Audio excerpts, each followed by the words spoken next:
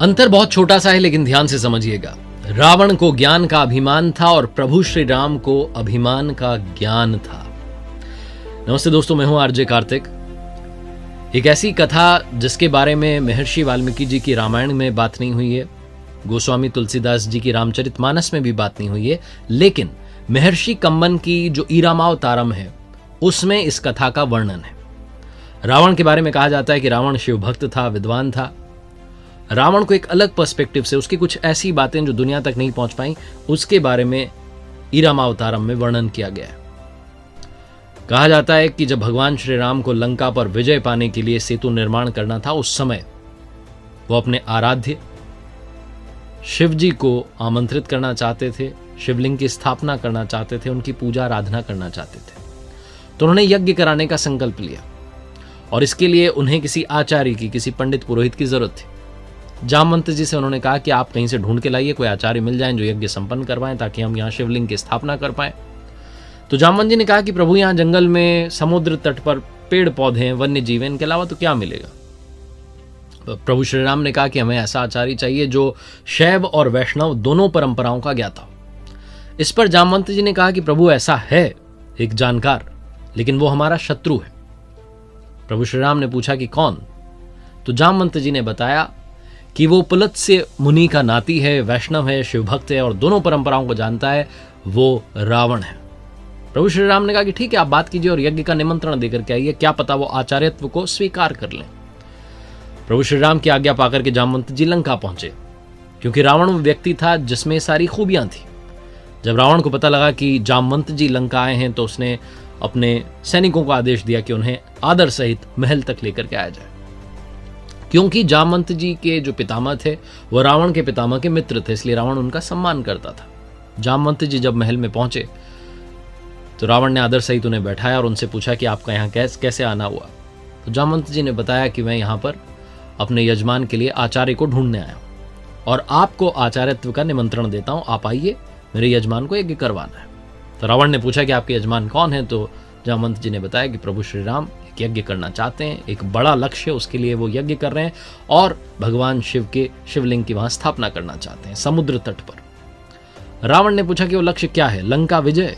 जामवंत जी मुस्कुरा करके बोले हाँ।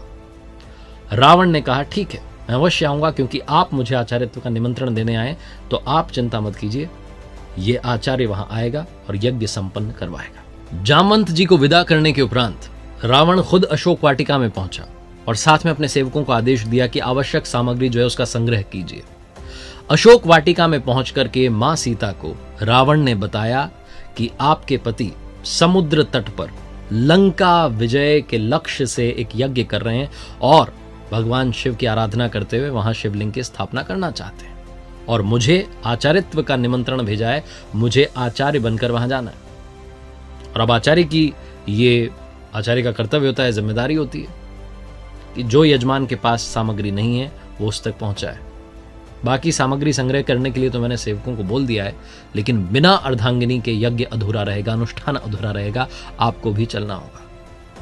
विमान तैयार है, आप आकर के बैठ जाइएगा, लेकिन याद रखिएगा वहां भी आप लंकेश के ही अधीन रहेंगी। अनुष्ठान संपन्न होने के बाद वापस आपको उसी विमान में बैठ करके लंका लौटना है। मां सीता ने हाथ जोड़ करके सर झुका दिया, प्रणाम किया और लंकेश ने अखंड सौभाग्यवती भव स्वस्थ कंठ से ये आशीर्वाद दिया। विमान पहुंचा समुद्र तट पर। भगवान श्री राम ने भेजा विभीषण को, छोटे भाई लक्ष्मण को, सुग्रीव को कि जाकर के लेकर आइए आचार्य को। आचार्य जब वहां पहुंचे तो स्वस्थ कंठ से भगवान श्री राम को भी कहा, जो कि उनके यजमान थे, उन्हें कहा लंका विजयी भव, दीर्घायु भव। सब लोग चौंक गए कि लंकेश जो है वो ऐसा आशीर्वाद कैसे दे सकता है।